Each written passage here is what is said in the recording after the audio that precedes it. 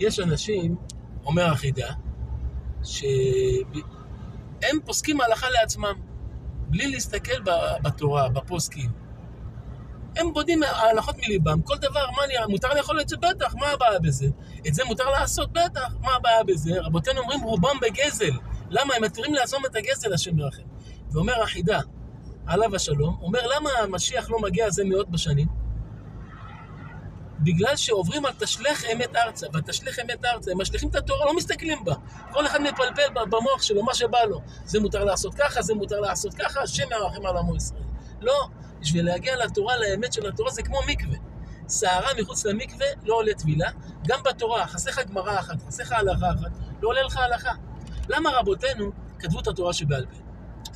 את הגמרא, אומר הרמב"ם, על איזה הלכה, הוא אומר את ההלכה הזאת, אני חיברתי מ-24 גמרות. כלומר, רבותינו רצו שהתורה שבעל פה תישאר עדיין בעל פה. לכן הם פיזרו אותה בכל הש"ס. בשביל לדעת ההלכה כמו שצריך על בוריה, אתה צריך ללמוד וללמוד וללמוד. רבי עקיבא 40 שנה למד ו40 שנה לימד. 40 שנה.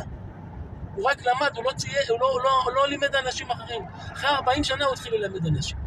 ככה אדם צריך להתמודד בתורה ולדבר. לא סתם להוציא דברים מעצמו, שחס שלום שלא יעבור על מה שאומר החידה, שהישועה לא מגיעה מאות בשנים בגלל אלה שלא לומדים הלכות ומורים הלכה מליבם.